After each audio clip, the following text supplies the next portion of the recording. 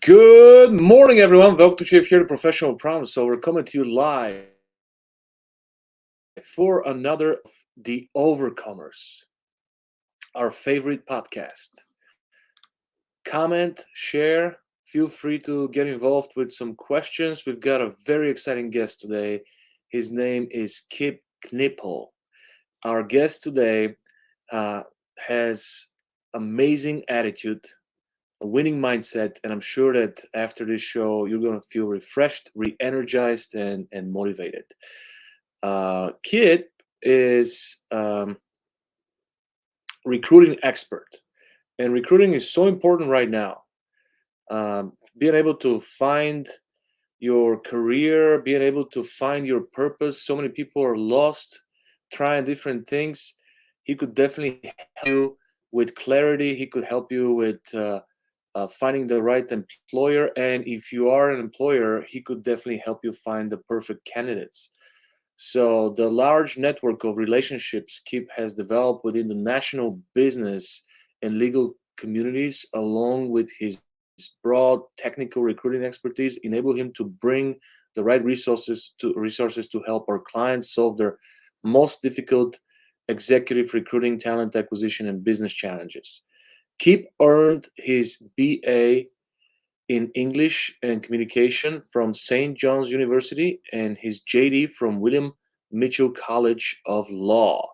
Kip is also avid triathlete and a marathoner and fitness and weight training enthusiast. Uh, Kip and I belong to a really cool mastermind, Arate. That's how we met and found each other. Get to know him, get to know his life journey here at the Overcomers. Kip tried to convince me that never had anything dramatically difficult in his life, but I'm sure during the conversation we're going to find out that he also overcame some big challenges. Without further ado, I'd like to introduce you to my friend Kip. Welcome. Thank you very much. I really appreciate it. I'm honored, super excited to be on here. And yes, I've had plenty of challenges in my life. I just said there's nothing, based on some of your other guests, nothing profound or dramatic, but we can absolutely get into that. But I'm honored. Thank you. Yeah. Well, I'm glad you're here. And look, I've always been a fan from a very early age. I realized as an observer of life that we could see any situation as a tragedy or comedy. And if you don't sweat the small stuff, it's all comedy. It's all like a big adventure. And if we look at life as a game and just play the game, it's so much more uh, enjoyable and less stressful. I mean, most of the things we sweat, they don't matter. It's all small stuff. So maybe it's your mindset. What's You know, that? maybe it's your mindset. Maybe you just don't get phased by losses and little setbacks, and you just always have that smile on your face. Like when I think of you, I always see this big smile, and that's why I was really curious to get to know you and learn about your story.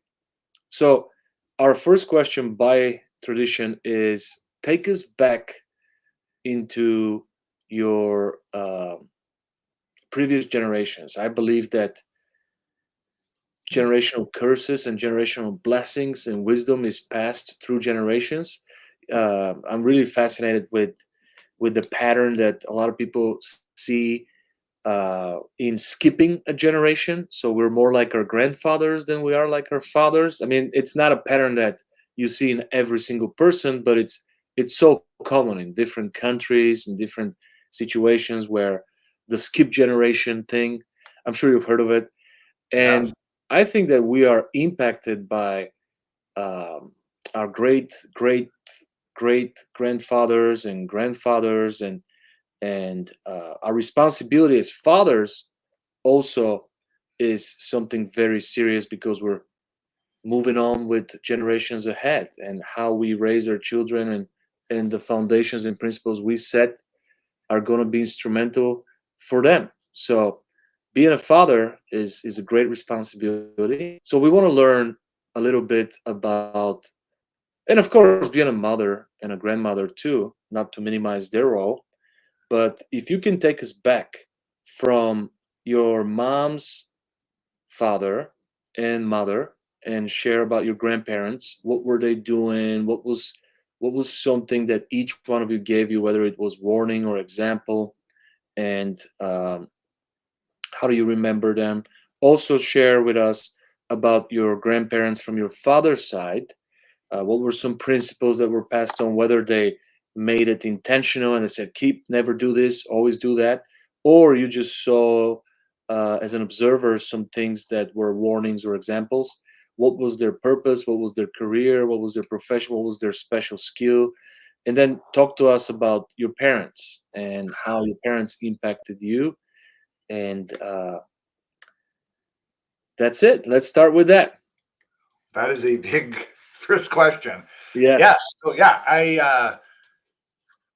yeah, so my mom's parents. So my mom's dad actually passed away when I was 3 years old. So I don't really have many memories of him other than photographs I've seen with me on his lap and with him. So I don't really remember him.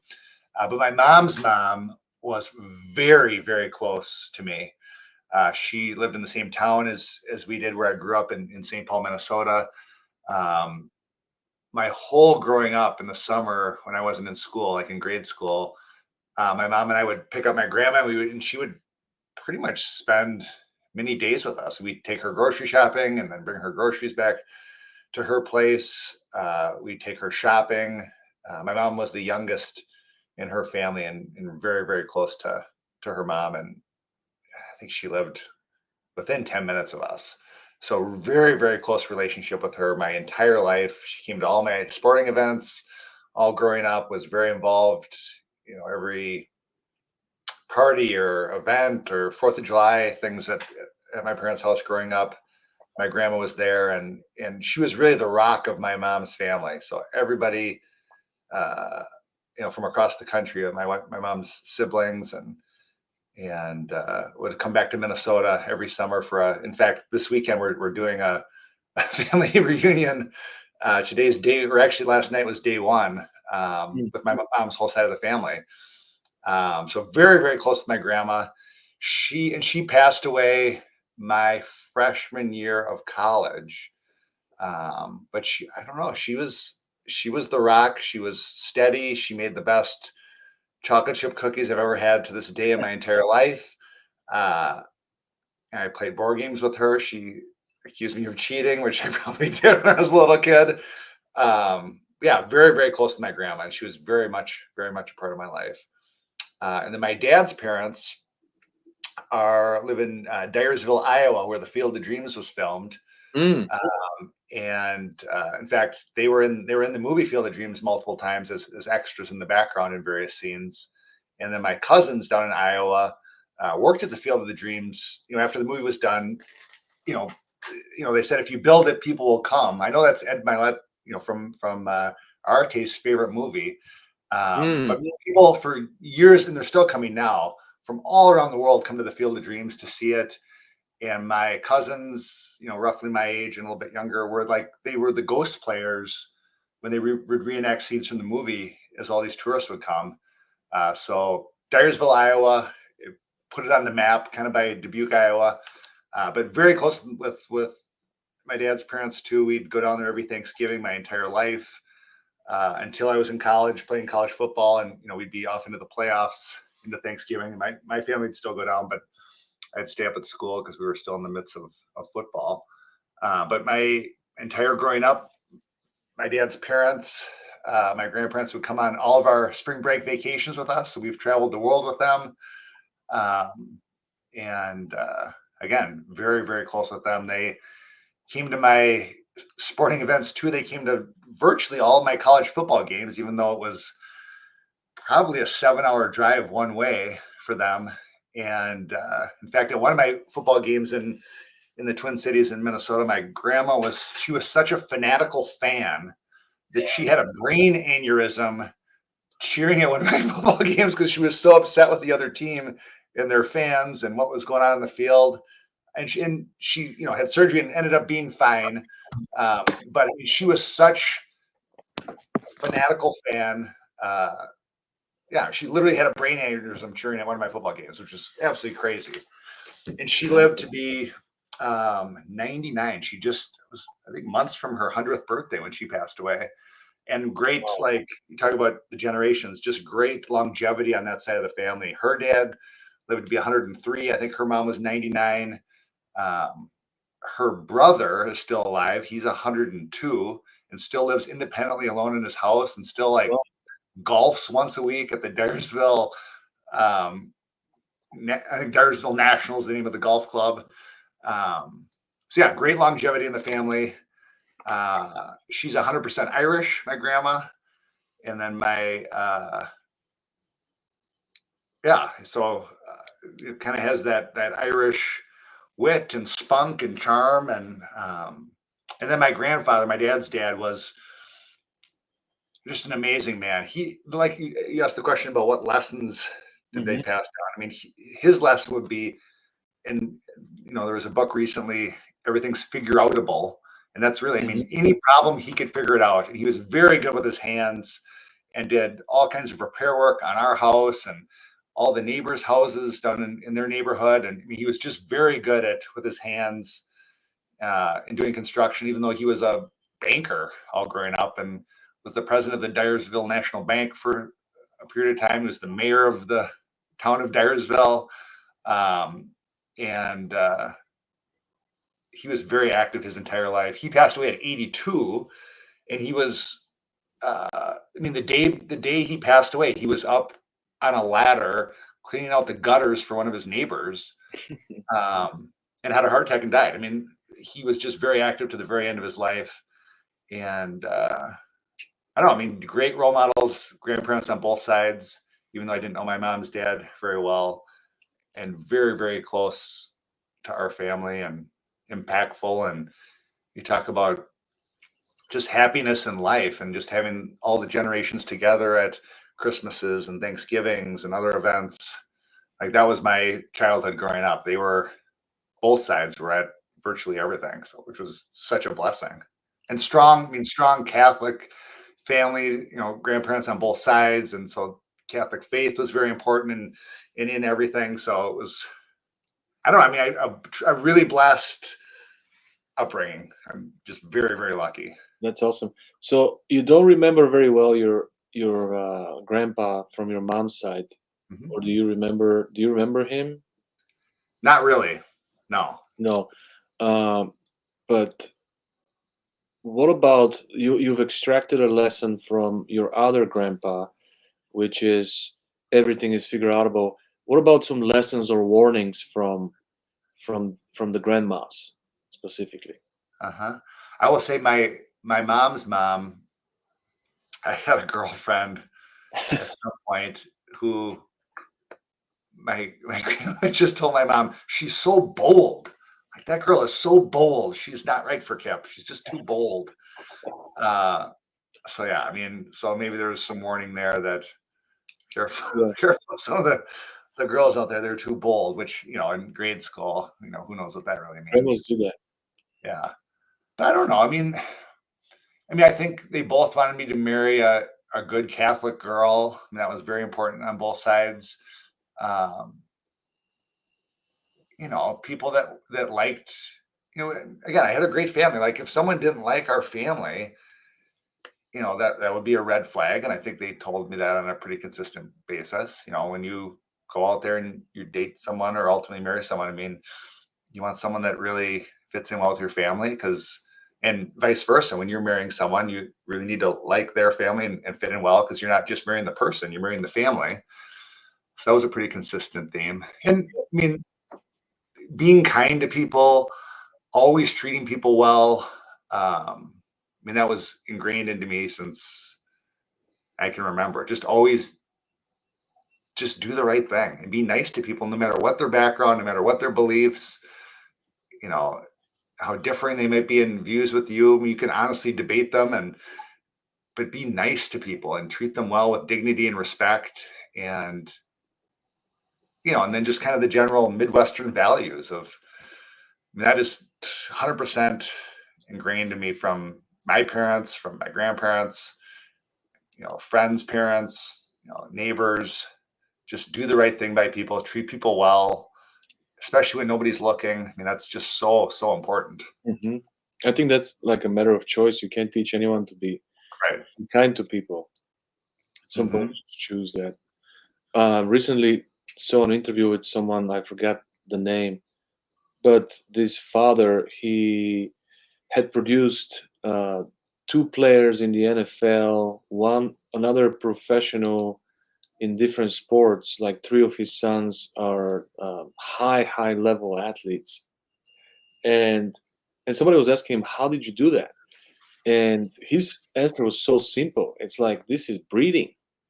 I make sure if you think about it, like if you have a expensive rare breed dog, you want to breed the dog if you are into that, with how they look at passports and bloodline and stuff like that. Why don't we do that with people? We underestimate the breeding aspect. So he was like, I made sure that first of all, I picked a mother that was, athletic and had the right mindset, so we can have strong children, and I raised them in a way so they could marry, strong women, so they could produce great grandchildren. And I was like, wow, this is such a simple concept. We do it with animals, but sometimes we underestimate the importance of breeding between people. I Like heard that one before. most. I know. I was like, I watched it like a few times, and I was like, wow, this is so simple and raw. But most people that are raised in a family that without strong values, with faith and without God, um, they kind of become victims of the world, and their first partner usually it's a big lesson, because if you just look at physical attraction, there's a huge chance it may not be the perfect fit. And if the intentions are wrong, it's going to backfire at some point. So so marrying somebody is a big deal, and this guy really simplified it for me. Uh-huh. so, Yeah. so just like you said, the families on both sides were decent people, and that's why there was a strong sense of family. So Yeah. what about, and I think you value family a lot, Yes. it feels like it. um, what about your parents? What is their profession? What are some lessons and warnings you extracted from them? Hmm. I mean, so many. So my dad was, or still is, a lawyer, and I mean, he's been right out of college, went to law school, has been a lawyer my entire life. Does like personal injury, medical malpractice law. Mm, Still practicing today. He's in his late 70s, but still practicing. And my mom was a stay-at-home mom. She was home with me my whole life. And I have a sister who's 15 years younger who was adopted from Paraguay in South America, and so she was home with her. So I mean, that's how I grew she up. was And she's a domestic engineer. right. Well, in fact, it's so funny. She calls herself CEO of her own life. Like I usually, like when I'm driving to meetings and stuff, I always call my mom and just chat with her and see what's going on. And I'm like, what are you up to today? And she's like, I'm doing my CEO pressures. She's like, I'm CEO of my own life, Kev. It's a So tough yeah, job. which is, it's true. And she ran our house. I mean, my dad was super involved. I mean, he coached me in all my sports growing up, as a kid. But my mom was there for everything. I mean, everything. Would you say that your dad, as a coach, was more of a constructive coach that rewarded effort only when it was really present, or it was more of a flattering coach and motivated you with lots of great jobs even when you didn't give it your best? That's a very good question. And the honest answer is both. I would say when he was coaching, like he would kind of switch in and out of both of those. Like when he was coaching, he was very hardcore. Um, I mean, not over the top and not one of these crazy coaches that's like screaming at kids all the time, but he like would yell, and he got lots of technical fouls coaching my basketball games and kicked out of the gym a couple of times, which was kind of funny. It sounds worse than it was. Um, and with me, he was, super hard on me in the right way to get Mhm. better. But my parents like definitely instilled confidence in me and praised me a ton, but Yeah. not when I didn't, maybe even when I didn't necessarily deserve it, but not when I didn't work hard. Like I had to work hard and I always did. And they instilled that in me, to do your very best. And they didn't praise me if I wasn't working hard. But they definitely praised me. He praised me. Um, but it was after hard work and effort, even if we lost or I screwed something up, like he definitely would give me he was good at like giving the constructive criticism, or perhaps, after a loss, you know, especially when you like, take the last shot of the game and miss it and you lose, or just like real tough things that you take hard, like was positive then in the moment. And then, maybe the next day, okay, now let's look back at the game and look at what went wrong and how we can do better. And so I think he had a very good balance of all those types of things, of being, constructive, pushing me, setting goals, working towards those goals, but also giving praise and not consistently, being negative. I'll never forget one of my friends growing up that I played traveling like AAU basketball with, who was an extremely good athlete, went on to play D1 sports. And on our AAU team, he was probably the best player on our team. And he did amazing in one game, but he missed one free throw. And I'll never forget after the game, like walking out with my dad, and his dad was absolutely screaming at him and berating this kid because he missed one free throw, even though he maybe had 32 or 35 points in the game, Wow. and we won, but he missed one free throw, and his dad just like that is like a memory burn. That's just like I will Yeah. never do that to my kids ever. Perfectionist. Yeah. So anyway, Well, my dad was my best friend. I mean, really, growing up. I mean, I really grew up as an only child, and then my sister, who's 15 years younger, really grew up as an only child. So I mean, I had tons of friends and loved my buddies, but he really was my best friend. We went to car shows. He coached our traveling baseball, so we traveled around, mostly the Midwest in the summer. But we went to car shows together. Air shows, the Oshkosh Air Show in Wisconsin, which I think is still the biggest air show for sure in North America. But we went to all sorts of things, just to he and I, all sorts of road trips, and mhm, so he really was my best friend growing up. that's awesome. He made you feel loved and accepted and comfortable with him. Yeah. That's so important as a father. And I coach my daughter, and I'm extremely competitive, which is not great. But winning, I love winning. I don't know if it's. I think I love winning more than I hate losing. I, I do hate losing a lot. Like I hate losing. And I coach my daughter soccer, and I'm very passionate about the game. I play 3 times a week, and sometimes I just can't. I can see, if she didn't have the best performance or something, I wouldn't say anything, but it's written on my face, and she would start crying, and she's like, "Oh, I did terrible," and I'll be like, "Nope, don't say that. There's always another game." But I just carry it on my sleeve a little bit because it's like my whole being is Uh-huh. burning. So and as a young father, um, I did use a lot of flattery, and it backfired. Flattery is not a very good tool. So now I'm transitioning to uh, not saying anything Huh. or asking some good questions and giving praise when it's really deserved. more like more like good effort, because there's always a next level. Good job. you know it's so important because the parents can damage um, the kids. Like when I was growing up playing soccer, my dad didn't come to any of the games, and he was busy, and he came to one game, and somebody told me, "Hey, your dad is in the stands," and I was just literally playing for him. It was an audience of one, and I ended Uh-huh. up scoring. And it was one of those movie moments where it was the winning goal, and everybody was lifting me up in the air. It was like, wow, it's like a big core memory.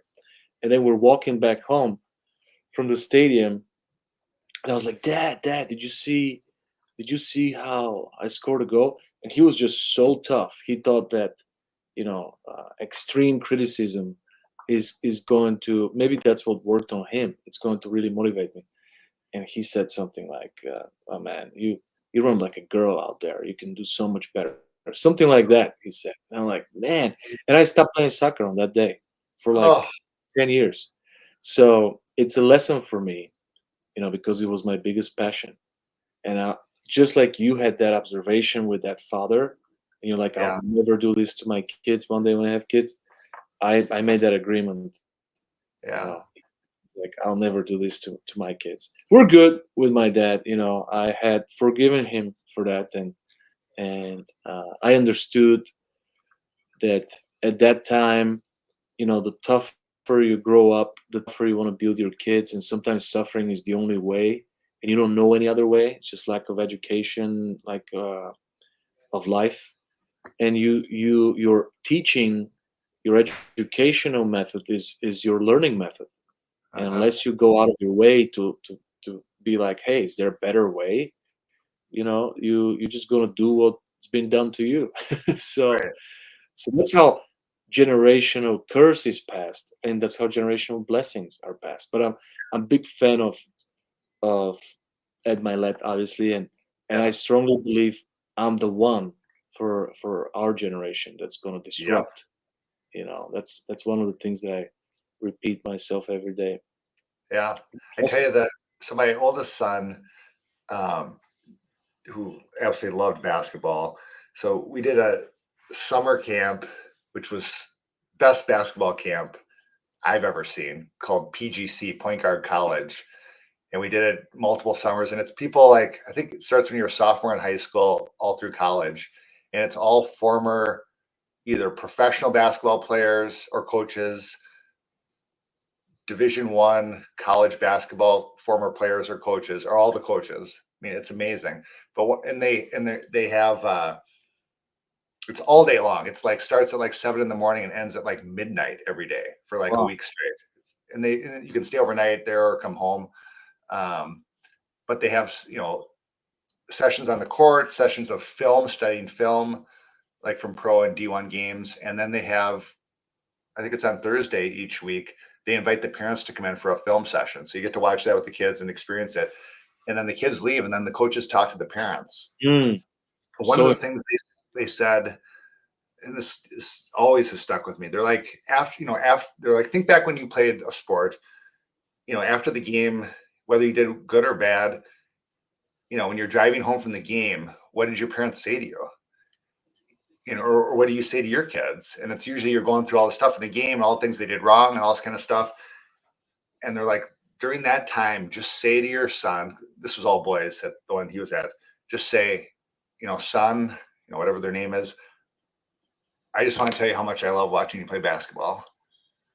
yeah, I love watching you play the sport of basketball. Just leave them that's all you need to say on the drive home. that's powerful. And That's then maybe powerful. the next day or a couple days later, you can rehash the game. But like, just say, I just love watching you play. And like that will have such a profound effect on them. So anyway, I started to do that for the rest of his high school and career. And yeah, I think that is such great advice. Yeah, I think so too, because it's deep. It's the most foundational thing. Like, Mhm. if you don't, That's you wouldn't show up. So it comes true. down to this, Yeah, you want him to do better. You want all these things to happen, but like you're there because you love watching them play. Like right? so, you're not. It's totally authentic, totally true.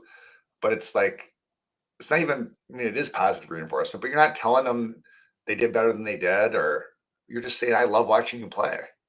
Because it's a privilege. When I think about, I correct, in my family, there's a bunch of words we can't say in the house. Just like negative affirmations that don't serve us well. Like, for example, we don't say I can't. Uh huh. You have to say the truth. Either I don't want to or I don't know how to. and then we can Uh-huh. we can deal with that. Another one is um, I should. We don't say I should or you should. It's kind of controlling. I hate this word should, because if you say I should go and work out right now and you don't, Right. then you kill your self-esteem. You're like, I'm a liar, I didn't show up. Right. But if you say I could go and work out, or I could go to the bar, now you're in a position of power. So you're making the decisions, you live with the consequences. It's more freedom this way. But a big one is when you replace I should with I get to. You know, 100%. Yes. I get to watch you play basketball. This is such a privilege. It puts you in a position of gratitude. You you get to play basketball. There's some kids that are disabled, some kids that are not even able to play basketball, and I'm just so glad that you're even able to play the game. Uh-huh. That's a huge reward on its own, and it just Yeah. puts you in this constant position of gratitude. Yeah. So they're just a few of those words. Like my wife and I, we had a big arguments, not scandals, but like debates, passionate debates, because she uses the word struggle a lot. I'm really struggling with this curtains. I'm like, do you know what struggle means? It's like, that's a struggle. Don't exaggerate. All right. If you don't like the curtains, you don't like them, but don't say you're struggling with them. Uh-huh. And a lot of people just abuse words. I'm a Yeah. wordsmith, crazy about words. And some people might think I'm a maniac, but and people can choose whatever they want to say, but I just believe words have so much power. You know, I Hmm. think that we're either prophets and we can bless people with our words, or we could curse them and create false beliefs that lead to shame and embarrassment. That's not true. It's a lie. So when you said that, I just love watching you play basketball. That's so profound. That's so deep, and that's what I'm gonna do from now on. Thanks to you Yeah. today. Yeah. And it's so funny because, So like, oh, good. I'm sorry. go ahead. No, you go ahead. I'm just gonna say a couple things. One, like, I'm definitely better like as the coach than sitting in the stands and watching. Like, I can't help myself. Like, I yell and scream and yell at the refs and like You be a coach anyways. but I'm trying to remember what year it was. Maybe sophomore year of high school. The guy that had announced the basketball games forever, like, had moved on, and they asked me if I wanted to do it. So I did. And my wife was so happy because I had to just sit there and announce the game, and I couldn't yell at the refs or anything. So she was so happy with that, and it worked. I mean, it's true. I mean, like, I had those urges, but I, just announcing the game. And then now my daughter, who's our youngest, was playing club soccer this summer.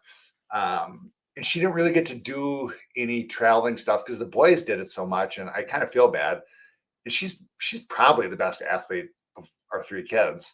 But now it's like all of that screaming at the refs and getting so upset is just like out of me. Like, so I just sit there and watch her play soccer, and her team is really good, and she's extraordinarily good. But I just, without any of the angst, I just sit there and enjoy it and watch, and it's so much fun. And I don't say a word to the refs or anybody. All the other parents are like screaming and yelling. Maybe that's firstborn, lastborn, but it's so enjoyable just to sit there and watch her play soccer and watch her team, and just I knew nothing about soccer, just like the flow of the game, and like I've learned so much. I mean, I watched Ted Lasso, which taught me a lot about soccer. I mean, I I stopped was like, watching after yeah, the second season. It got a little too gay for me, so I stopped yeah, I watching. was like learning soccer or proper football as Ted was learning it. But it's just so different now, just watching her play with like just enjoying it with zero stress or angst. I don't know, it's so much fun. You know, I'm an immigrant, so I've always loved soccer, and my friends that grew up with baseball and football, and they always made fun of soccer. Like it's just a bunch of dudes running in their underwear. It's a full body workout. It's a tough sport. It's unbelievable. Yeah, It's heavy on it's every single muscle. You literally include the entire body. It's kind of like basketball, yeah. but um, And there's a reason it's You called the beautiful game, and it's like it's the world's sport. I mean, yeah. it's like I've gained such an appreciation for soccer, and like my oldest son got heavy into Premier League, so we watch all that, and now we love What Messi. teams you support? So we got the MLS pass. We're watching Messi and Inter Miami, all their games, my daughter and I, and it's so much fun. Like Yeah. really good soccer is so much fun to watch. Oh yeah. Well, Ted Lasso, it's a great show. Like I said, I watched the first 2 seasons, and then in the third season, they started to force Yeah, this. it got a little weird. Yeah, that stunk. Like my That's wife and I are watching, like, whoa, what's going on here? You gotta warn us before you start showing stuff and like that. totally unnecessarily, you know? Like it's so much in your face. Like, gotcha. We're like, Yeah, ooh, I can't unsee that anymore. yeah. I mean, like, I love Roy Kent. I think that dude is the best. Oh yeah, yeah. He's Boy, whistle. he's he is. There was a guy in Manchester United back in the day, 15, 20 years ago, Roy Keane. Right. Yeah, that's He's him. going after the same character. Totally. And then Like, Jamie Tart after the other dude. Yeah, I mean, and I love Keely. And yeah. that was totally unnecessary to do that in season 3. Like, she's so much fun and awesome. You do not need to do that with her. Yeah, I love the fact that uh, coaching, what they're showing with this show is so deep that coaching is not about skill. Right. It's really everybody knows how to play the game, and every player wants to increase their skill level. But it's so much more mental, and that's Yeah. Ted Lasso's gift. Being Yeah. able to motivate these guys and get them to play. There was a coach, Felipe Scolari. He was the coach of Brazil when they won the World Cup, and he goes, "I'm going into the locker room." And he's like, I see Ronaldo, Ronaldinho, Roberto Carlos, Rivaldo. And I'm like, am I supposed to teach these guys how to play soccer? Those are like the greatest players in the world. Yeah. And he was like, my role is just to make sure their mind is straight and they're performing. And it's incredible show because that's what it shows. You could be the greatest skill guy, but if you can't motivate your team, they're gonna fall. They're gonna Yeah. no matter how brilliant they are. I'm like, that's a great show before they start doing the Yeah. LGBT stuff. I fell off the wagon. I think it's 4 seasons. Is it 4 seasons? I think it's just 3. 3? Okay. Yeah, we stopped watching on the third season. Yeah. Maybe I'll go back to it. So what is the first conscious moment you remember in your life? When did you first realize, wow, I exist. Here I am. What am I? What am I doing? What's my purpose? You remember how Wow. old you were? Oh, the honest answer is I don't know. Your My first memory. first memory. Wow. That is a really, really good question. And I've not thought about that. I would say it's probably like, yeah. It's probably hanging out with my mom, like running her errands with her. Like that's probably the thing that comes to mind. Like again, in the summer when I wasn't in school, like I basically just was with her all day. We would run errands and again pick up my grandma and do her groceries and How old do you think you are in your first memory? I don't know, 5 maybe 4. I don't know. There's someone was just telling me someone on a podcast said they whoever this was could remember their birth. Like I don't know about that. That's a It's little so too much. insane. But the average person remembers something from 2, 3 years old. Um, I don't know. Usually, people with emotional trauma, abused children, they go a little bit later in age because they've erased some of those moments. Yeah. You know how serial killers, they have a pattern. Uh, not that you are, but the pattern between serial killers is their parents left them alone in the crib, and they Huh. cried and they cried and they cried, and that's like near death experience for babies because they're like they could die from just not being attended to. They kind of have that instinct. They're like, oh, I'm here. I can't walk. I can't eat. I can't breathe. Like people need to take care of me. They have that instinct, and I've been crying for an hour and nobody's coming to get me. Uh-huh. So I guess I'm gonna die. So they have this near death experience like every day. And in the 80s, there was some idiot that told moms this is the way to get your kid to, you know, Sleep. be a tough kid. And they just let him cry. He's gonna fall asleep at some point, which they did out of exhaustion. They fell asleep, but then they become these ruthless sociopaths or psychopaths. Like nobody loves me anyway, so I'm just gonna start whacking people.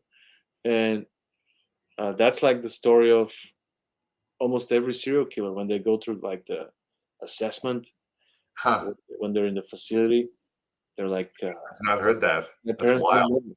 So I've interviewed a lot of people, and that's a question I ask everyone. And like the people that have been through abuse, um, they say, yeah, the first memory is like when I was 7.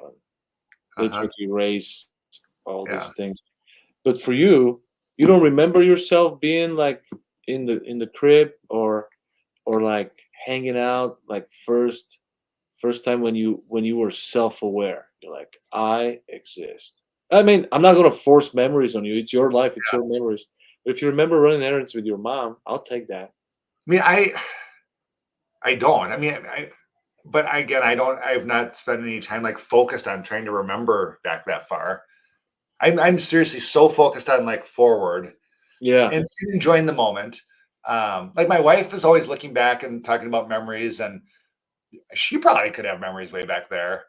I and I'm sure if I had focused effort on trying to think of memories, after a week, maybe I could. But I've never really tried to. No one's ever asked me that question. I've never tried to think about it. it's okay. So I don't know. I'm sure I it's just there I somewhere. I've had an experience. I think I was like 2.5, and I remember consciously telling myself, I will remember this moment. This is the first moment of existence for me. Like Wow. I exist, and this is the first moment, so I'll remember this for the rest of my life. So that's why I asked this question. It's like fascinating to me too. You were anchoring it like Ed. You're anchoring the moment. Yeah, yeah, Ed too. yeah. So tell me about high school. What were some of the highlights? Were you a popular kid? Were you a bully? Were you bullied? Did you play sports? How was prom? Tell me about high school. Was it a good experience overall? I loved high school. It was so much fun. I mean, I loved college more, but I loved high school. I had a great high school experience.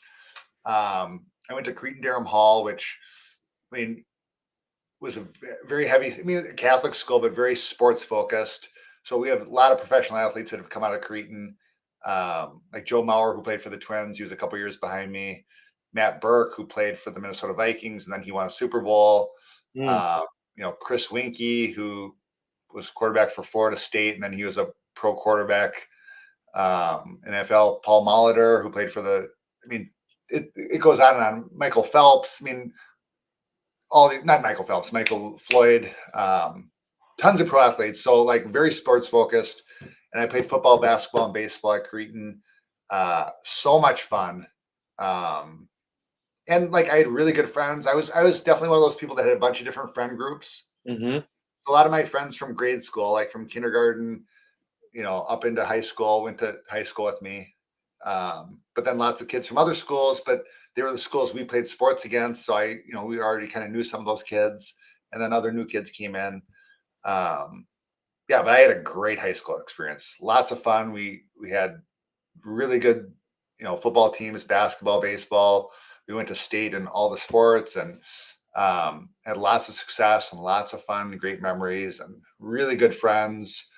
And just a really good kind of community around our school, um, which was in St. Paul, Minnesota, which is kind of a big, small town. I mean, it's the Twin Cities are Minneapolis and St. Paul. Minneapolis is much more urban and cosmopolitan. St. Paul is much mhm. more like a small town, but it's big where everyone knows everybody, but not quite everybody. Um, yeah, and it was really, really a great experience. They had fabulous teachers, really good education. Um, a lot of fun. I was not a bully. Again, my mom particularly always, just kind of beat it into me just to be nice to people. So I was nice to people from all different groups, and never, just like, it was like you talk about you consciously remembering something when you were two. Like, I consciously had the thought, like, be nice to this person now, because you're going to come back in 20 years to your reunion, and like they'll remember you were nice to them and not mean. Yeah. So like I just kind of always had that, especially someone that was marginalized, or you could just tell like they didn't have a ton of friends, or people weren't nice to them. Like, I went out of my way to like be extra nice to those people. Um, yeah, but again, lots of different friend groups, and just kind of floated around. I mean, usually, during football season, I hung out with the football guys. Then basketball season, hung out with the basketball guys. And then baseball season, hung out with the baseball people. Um, What sport do you think you were the best at? it's a really good question. So I played football in college. So probably football. What My position? so in high school, I was a running back and a middle linebacker. And then in college, I was a tailback, so a running back. Hmm. Um, I always thought if if I was 6'7", I had in my head that I could play in the NBA. Like, I think basketball is probably my favorite. It was so, I just love basketball. But I love football too. But I just felt like basketball you could play for a long time, and yeah. But football is probably it. And I planned on playing football, basketball, and baseball in college too, because I went to a Division III school. But our football season went in, because had a good team. We went into the basketball season with playoffs, so basketball really wasn't an option. And then my freshman year, I was trying out for baseball, and then the track coach approached me to run track, and then I was kind of doing baseball tryouts and track tryouts at the same time, and then just kind of went back and forth my freshman year and decided, no, I'd rather get faster for football than just be hitting in the batting cage all winter. So I ended up doing indoor and outdoor track in college along with football, and it definitely helped. I mean, I was definitely not the fastest on the track team, but it really helped improve my speed for football. And Oh, yeah. I met a totally different group of people, that were track and runners that I would have ever met in college, and got to know them. And that was really a blessing too. It was a lot of fun. And what crew did you join as far as culture? Like, what music were you into, or fashion, or did you have a mohawk? I was definitely in high school, like R&B and rap. I mean, like NWA. I mean, like hardcore gangster rap. Oh, Like, yeah. I was like the white kid listening to all that stuff. Who are I the top three rappers in your list? Back then. Well, even now, I'm sure that you probably appreciate those guys more than the mumbling new guys. Yeah, it's with my kids, I still try to. I don't know. Top three of all time.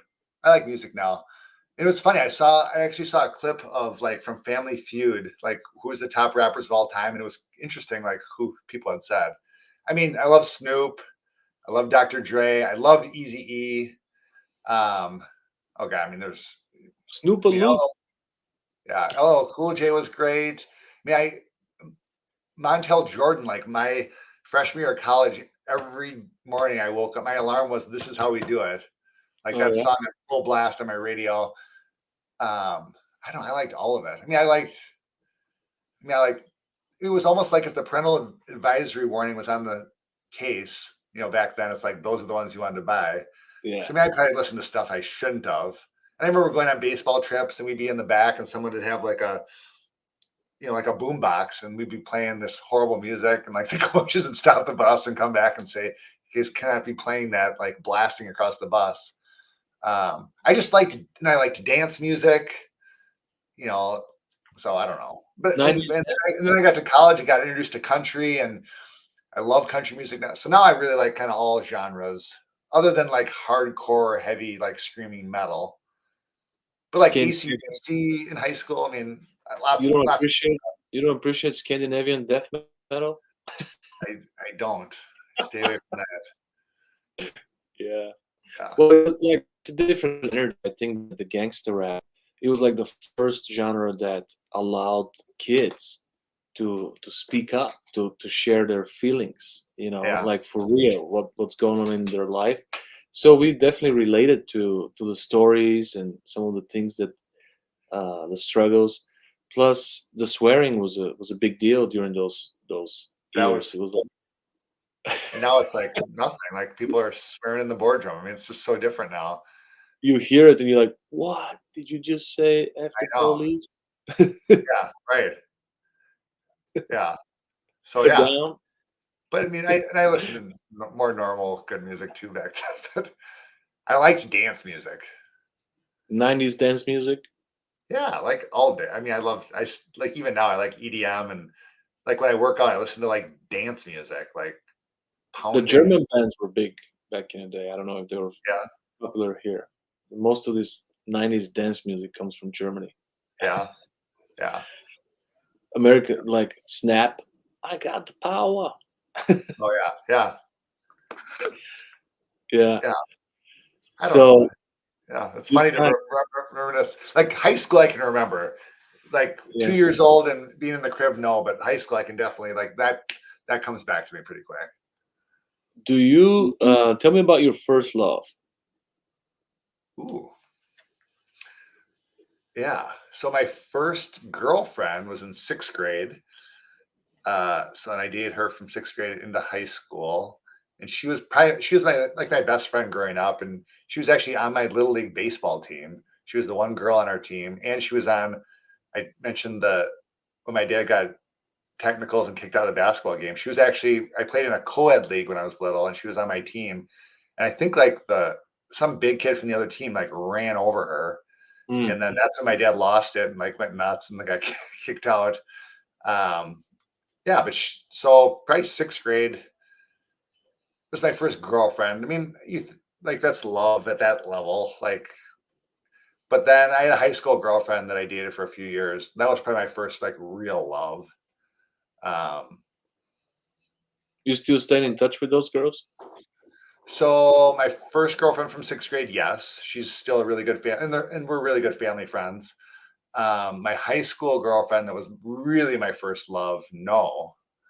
So I dated her like junior, senior year, and then a little bit my freshman year of college. She was a year younger. Um, but no, I don't. I see she has a big family. I see a lot of her relatives around, but I have not kept in touch with her since then. There You was some broke weird up. stuff that went on there at the end, but I think she kind of like. I mean, she's married and has kids, but I think they moved away and just have a quiet life somewhere. So I know I've not kept up with her. You broke up with her? I don't Was know. it a tough, She heartbreaking probably love? dumped me. I don't know. I don't even remember. I think I think she got mad at me for something. I don't know. It's like those on again, off agains. Like, and Mhm. it's like, what? How did it really end? I don't know. I'll take the L and say she dumped me Good, good, good. ultimately. That's brave. Yeah. Tell me, what are the three biggest challenges you had to overcome in your life, and prioritize them from the hardest to the least hardest? But those are the three moments where you were close to giving up and you felt like it's the hardest time of your life. Dang. Um,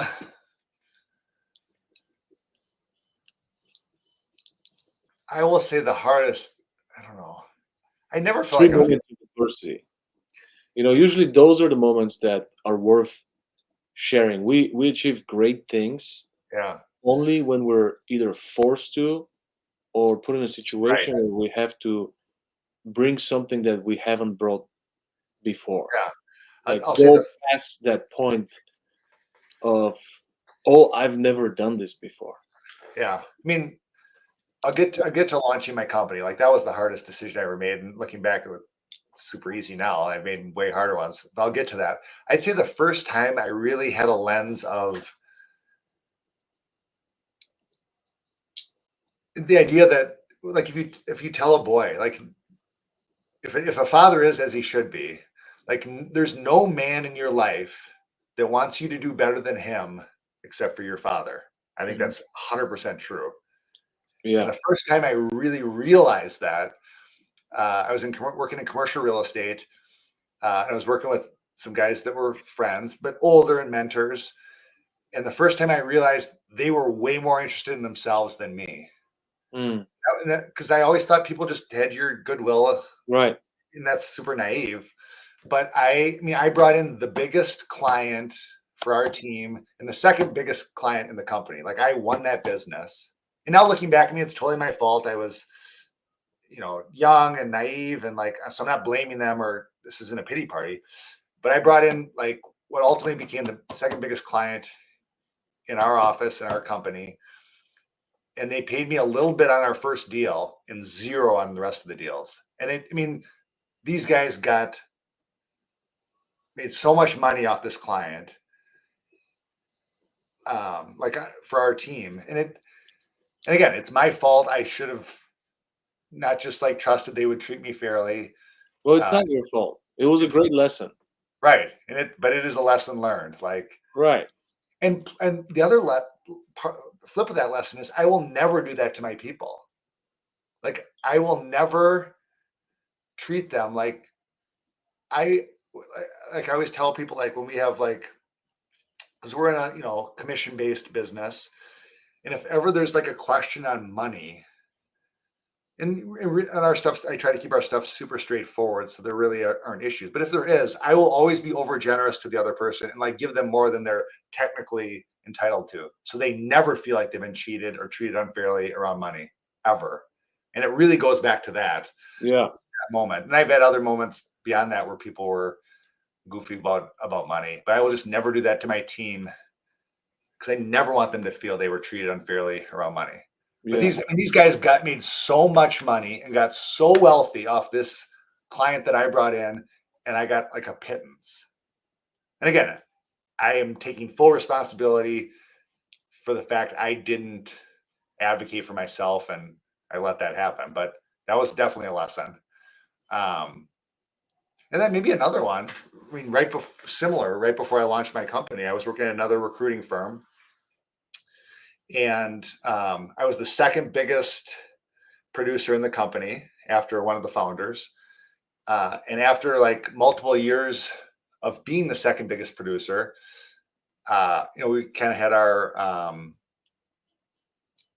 one-on-one, strategy, how are things going, meeting with the two owners. And I just brought up the idea of, hey, I've been the second biggest producer for 3 years in a row or whatever it was. Could we consider changing the commission structure a little bit to be a little bit more beneficial for me? And one of the owners, who was the number one producer, who I absolutely love, an awesome guy, he just blew up at me, just absolutely lost it and got so angry. And now looking back, maybe empathy, there was something else going on that day or in life. Yeah. But that was another thing. Like, look, I have produced for you. Like, I've done the work and created the results before I'm asking for anything. And I'm not even asking for anything yet. I'm just like, can we open up a conversation about, maybe doing something on the commission structure? And that was a trigger that like, I need to go. Like this, I can't stay here anymore. And then ultimately I Yeah. launched my own firm, which again that was probably the hardest decision I ever made, was to launch my own firm, and just bet on myself and go for it. But ultimately looking back, that's nothing compared to other things I've had to do running our company. But one of the best decisions I've ever made in my entire life, betting on myself and launching our firm, and then ultimately the whole world shifts. Now you're motivated in a different way. Before Mhm. I'm working my butt off, making other people wealthy. Now I'm doing it directly for myself. So it's different to like stay up till 2 in the morning or 3 working your butt off, because you're reaping the rewards directly.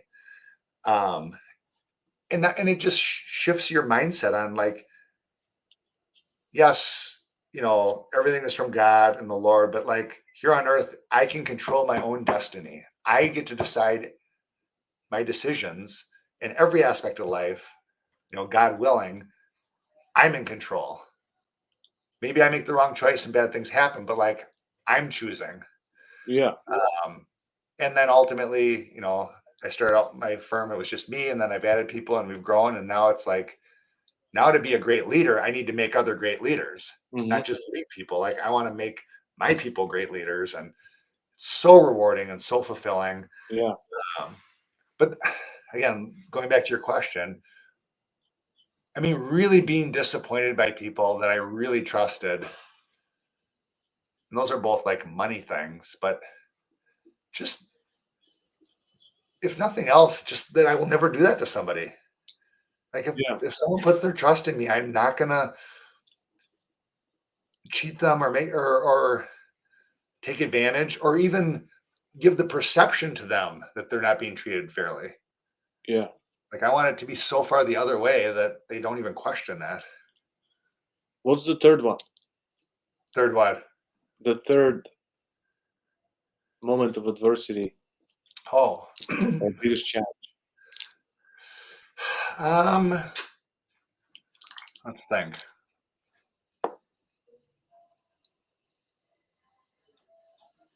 I don't know. I mean, we've been pretty lucky that we've had a lot of health in our family. So both my parents, my wife's parents are in good health. So we haven't dealt with any of that kind of stuff yet. Because I was just on another podcast talking about that. This guy started a business to help working people that are caring for, people that are having health issues. I don't know. I mean, I have my sister who's 15 years younger has had some struggles with things. So kind of dealing with that and more just kind of watching how my parents have dealt with that has Hmm. been frustrating. Um, but my sister's doing much better now. I mean, but just the whole journey and just like been almost like silence. Like when I spoke up about things or just again gave some ideas, and maybe I did it too harshly, but just getting like stonewalled and just looking at the way they raised me and treated me versus her, it's like night and day, totally different. What's the main difference? I feel like to go back to your question way back of like how did my dad coach me or the positive rewards or critiques, like I think like I had huge expectations on me my whole life, Hmm. but they were super positive. I feel, and again, I was out of the house because I was off in college, and she kind of grew up as an only child. But it feels like she had no expectations, and they just unreasonably praised her or just ignored, or I don't know what.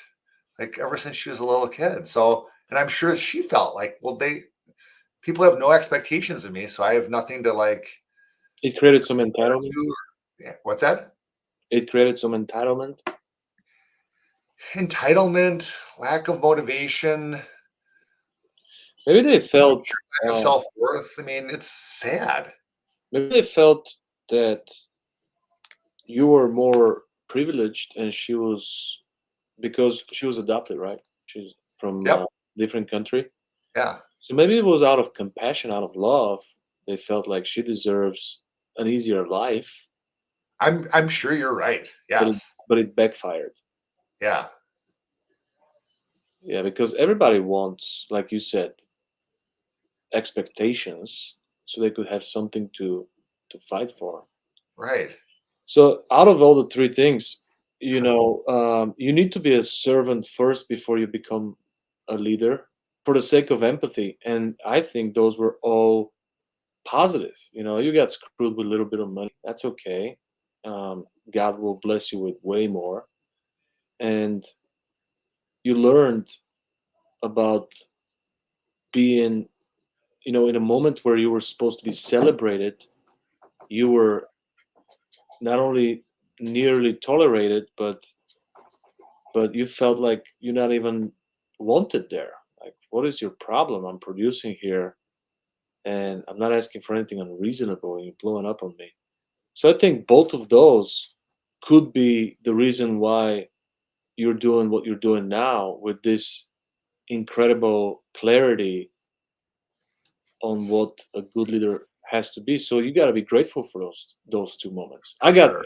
When I first started selling cars, it was my dream, and I had a similar experience. I sold my first car, was I sold a Maybach, and the commission was supposed to be 30,000, and the guy paid me $300. And I was like, What? "Are you kidding me? Like, we just literally had this conversation, and you gave me this car as an example, and that's why I focused on selling this car, and now you're gonna give me." And he was like, "Yeah, you're gonna learn a lesson," and I did learn a lesson. I left, Then when I started my own business, I remember pursuing a guy to send his team to one of my workshops, and he kept lying to me, come pick up your check on Monday, Tuesday, Wednesday, Friday. And I must have gone like 10 times. Not being naive, maybe a little bit of naive, like it was my first experience, but also persistent.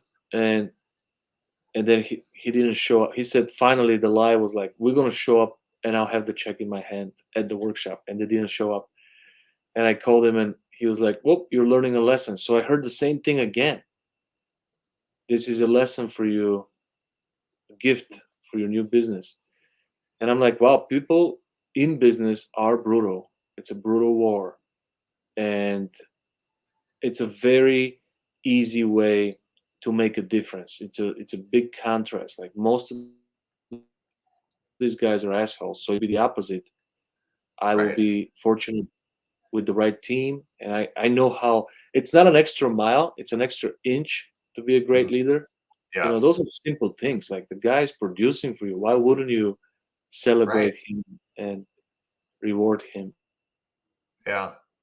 It's It's so hard to find a producer. It's insanely hard. yeah. And I love that these moments led you to become such a great leader, and for these things to be your core values. Like everybody gets compensated. We'll never have a money argument, Right. and it's not our main purpose. Money is not a big deal here. You get paid.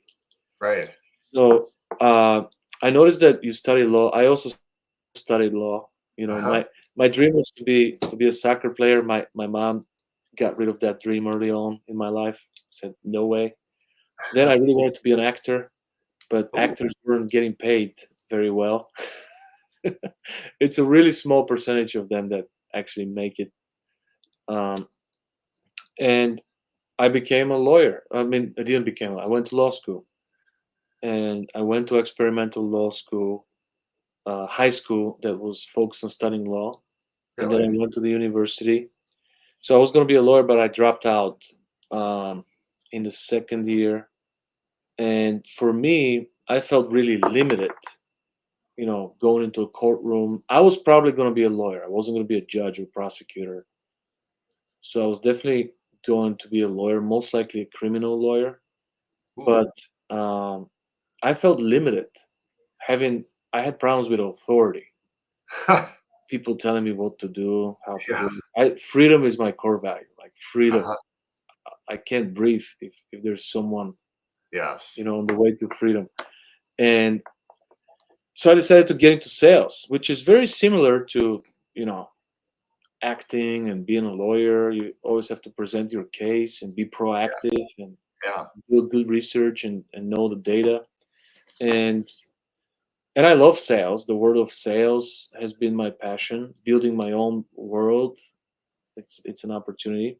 So I'm curious, how did you, because you went to law school, right? Yes. Yep. How did you end up not practicing law and becoming a recruiter? Maybe what I was thinking is those deep hurts because of your character, you were hurt from those two occasions, Yeah. made you an advocate of people, like connecting right employers with the right candidates, and also becoming their advocate and protecting them. So maybe that's what led you to headhunting, because it wasn't like something you chose when you were a kid in Right. high school. What would you like to do when you grow up? Headhunting was probably not in your top five, Uh-huh. Yeah, I didn't even know really what but it was. y- your experience led you to that purpose, and you found your mission there.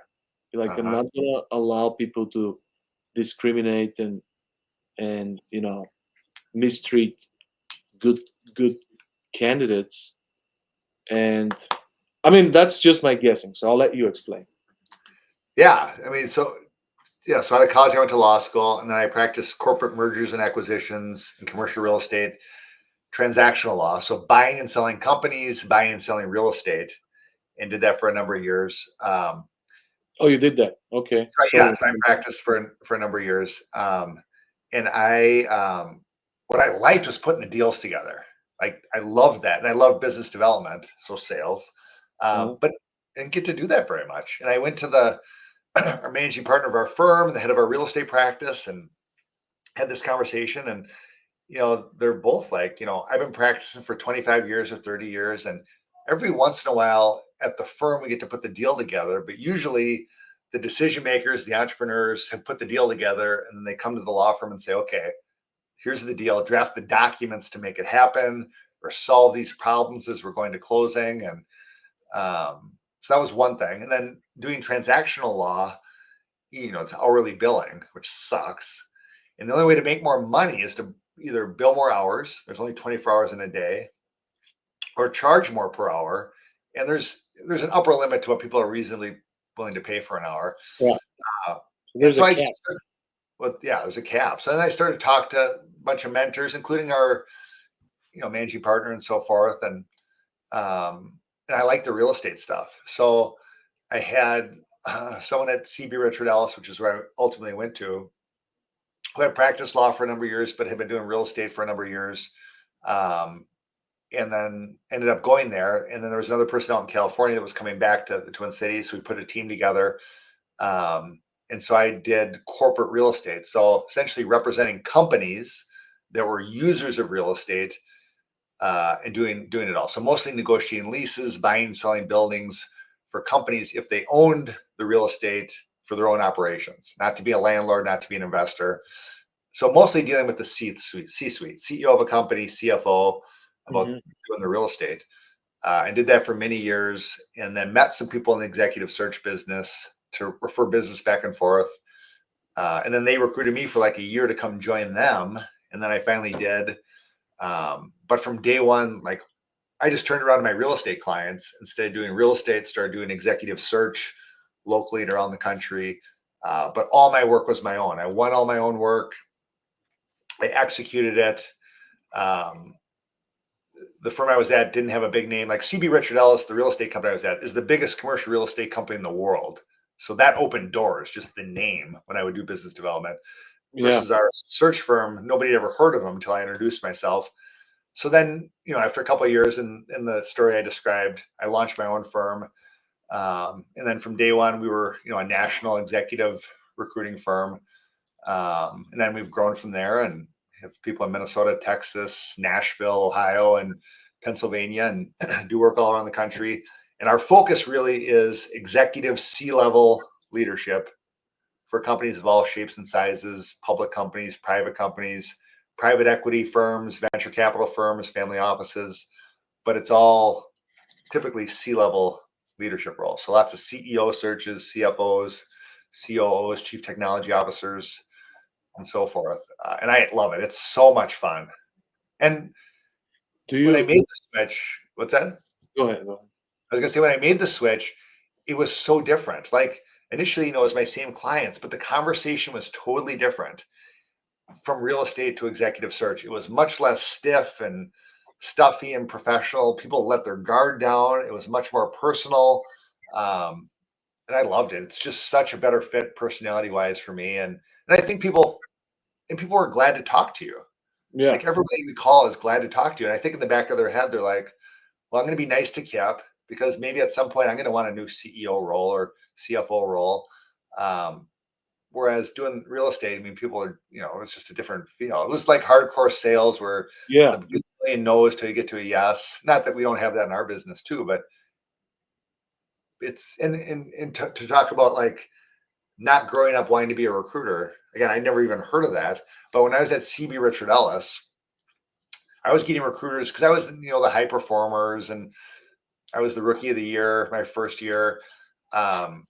So I would get recruiters calling me, and I honestly thought, because CBRE was so big and had so much resources, that they were hiring recruiters just to test my loyalty. So I would never talk to them. I wouldn't return their calls. If they got me on the phone, I would just get off. Um, and it's so funny that I ultimately did that.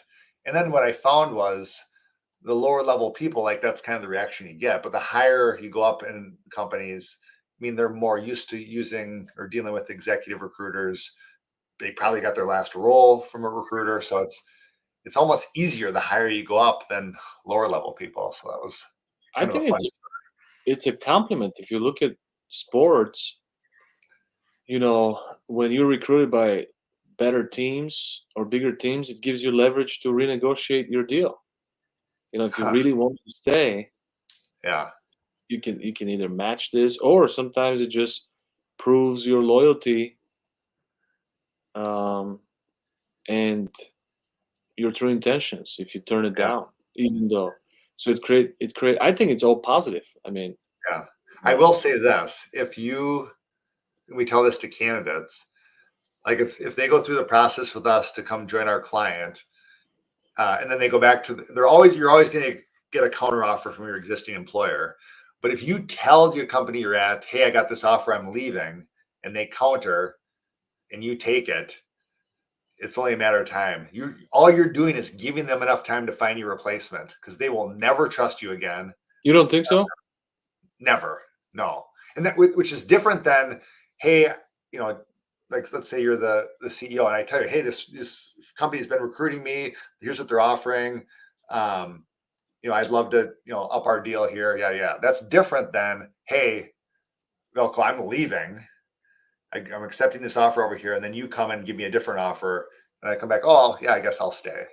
So those are two different things. But if you're out the door and then you take a counter, in 18 months, like close to 90% of people will be gone. Like they will Like have your your replacement. relationship is at this point, relationship is broken at this point. Yeah, they'll never trust you ever again. The Because loyalty is gone. right, So because when we also have a recruiting agency, we don't operate on such high level, and we kind of mostly serve our clients, so we don't really advertise too much, because it's hard work. It's a lot of work. And when I interview candidaes that are still employed, I go really deep. I'm like, you realize that you're cheating on your employer right now. And they're like, yeah. And I usually tell them, because one of the questions I asked is, does your employer know that you're here on this interview? And most of the people would say no. So I'm like, that's kind of like cheating. Like, if this was your marriage, you're with another person in a restaurant right now, considering starting an affair. So, and I kind of want to see, are they on their way out? Are they just greedy? Is it ego? I want to know their intention. You know what I mean? And then when they like the offer and they say, I want to get started, but I want to give my employer 2 weeks notice, or 30 days notice. And I'm like, well, employers don't, when they fire you, they say, clean up your shit and get the hell out of my office. They don't say, look, Kip, I know you got a family, you got 3 kids. We're gonna let you go, but for the next 30 days, we'll keep paying you, what you've always gotten paid, and you know, we'll make this a very smooth transition. We're gonna call some employers and put a good word for you, so make sure you don't have any gaps. They never do that, never. So I'm like, where is that loyalty coming from? If there is no loyalty anymore, like, you're here, you're in the restaurant dating another person, considering going to a hotel room, and you want to give them 2 weeks, like, that just doesn't speak well for your character. And they're like very confused. They're like, I'm doing the right thing. And I'm like, your employer could react in three possible ways. The first way would be, you don't need to be here for the next 2 weeks, just get the hell out right now. Like, that means you were hanging on a piece of hair, anyways. You were going to get fired if you didn't quit. The second reaction could be them fighting for you and be like, hey, what do I got to do to keep you around? We need you. I can match their offer, which means they've always seen your value, but they got away without paying you Yep, for. exactly. So you were way more valuable than what they were paying you, and they were not very ethical with you. They didn't recognize you, and that's why you're here. And you might be a good character, but these 2 weeks is not going to make a big difference. And the third employer is going to protect the relationship, number one. And they might say, look, I love you. I've always prayed for this moment to never come, and I think you are worthy of better future and a better terms, and you'll be celebrated wherever you go.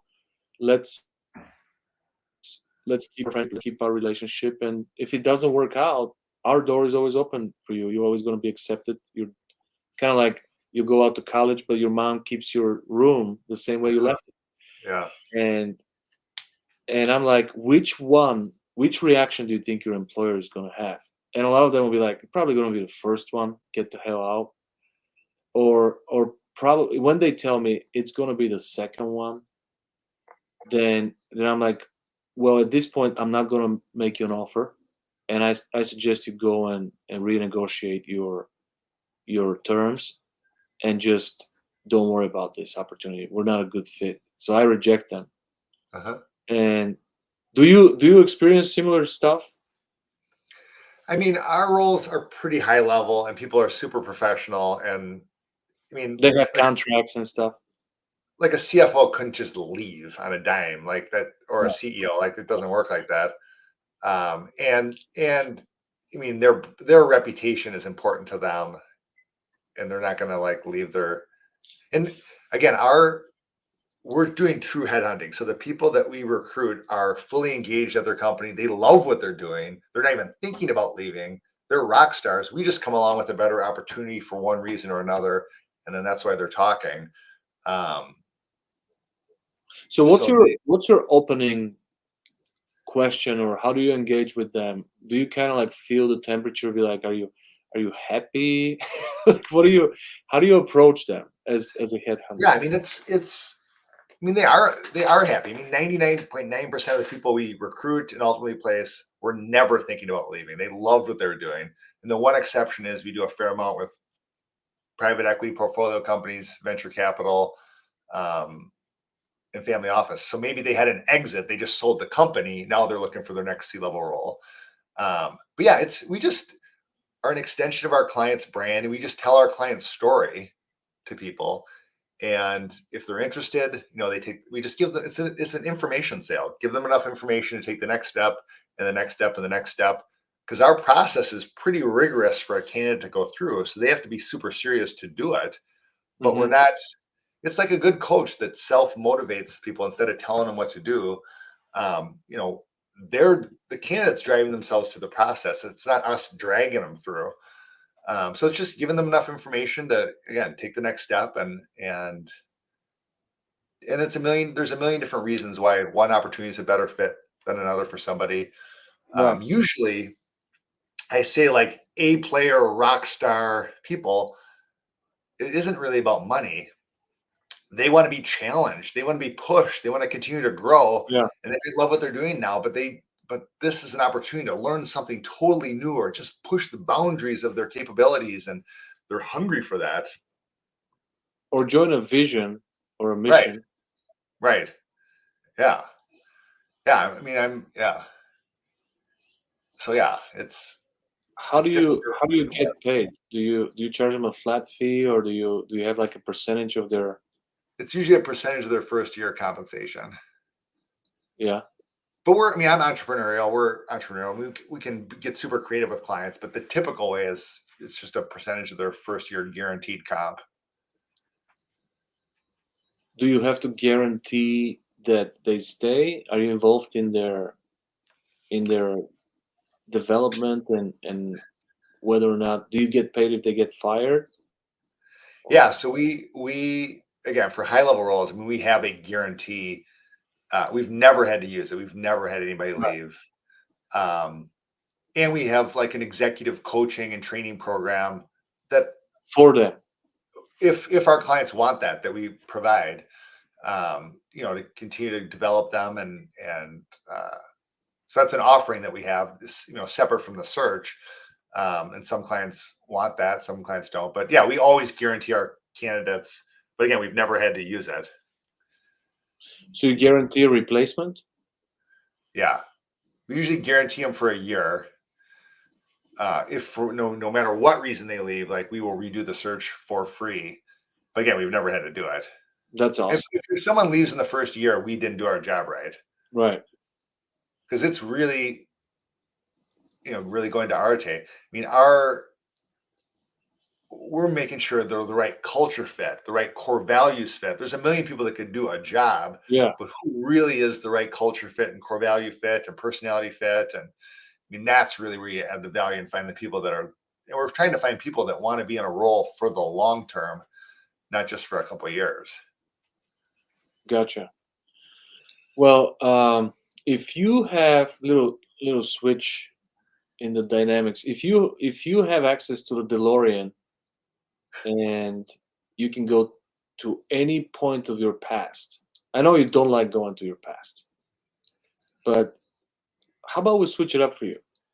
If you can go to any point of your future because you're forward oriented, at what point in the future or the past you choose, you would go to with the DeLorean to either observe a situation or make some changes?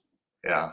I would go back to, I've told this to my wife a million times. I wish we had like I would love to watch us like meet each other and just our whole story, like starting to date and like the whole, because we dated for 7 years before we got married.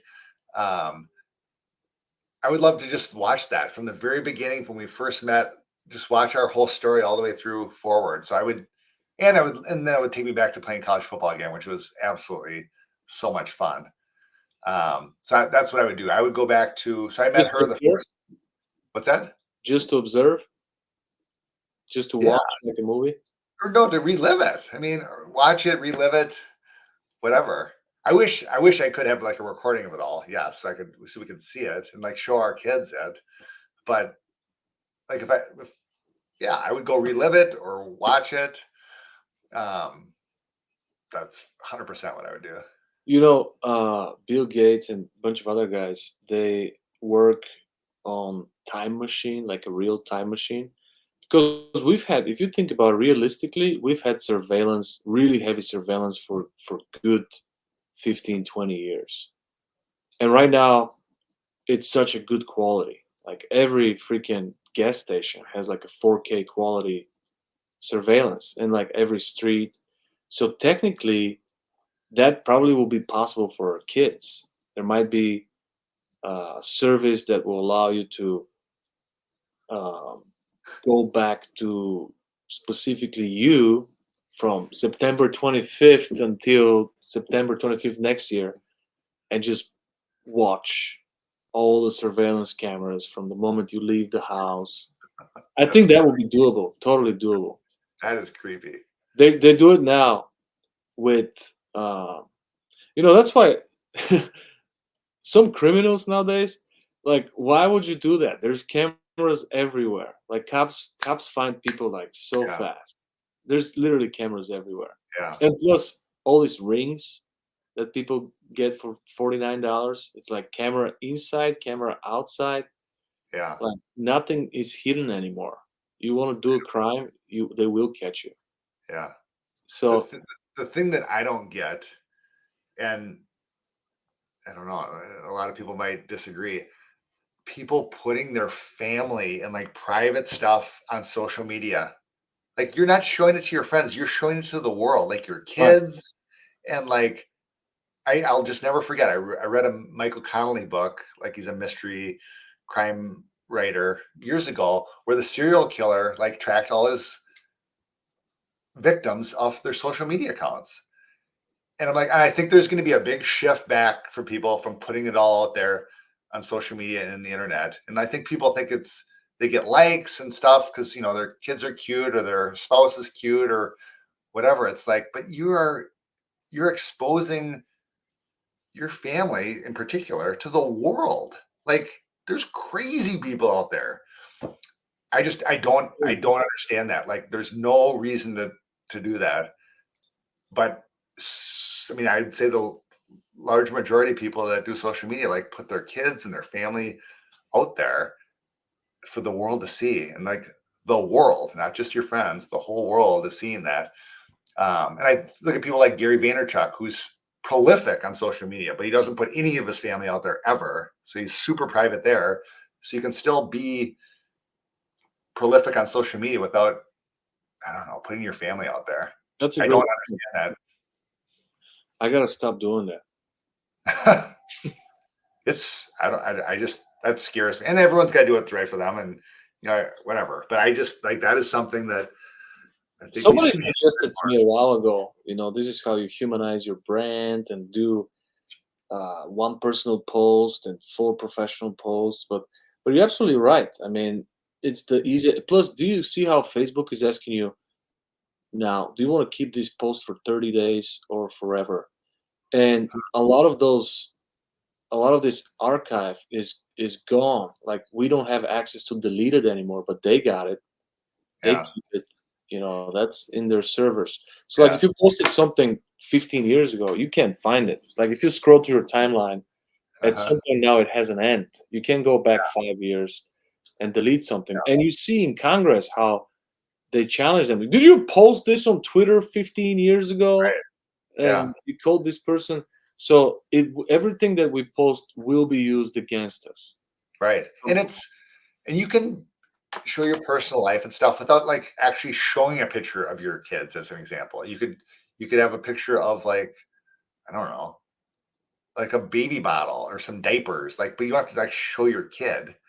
Um, and the other thing is, and Gary talks about this too, like people, I don't know, again, people might totally disagree with this and get hate, but like posting your jets and your cars and all that kind of stuff, that adds zero value to your audience. Zero.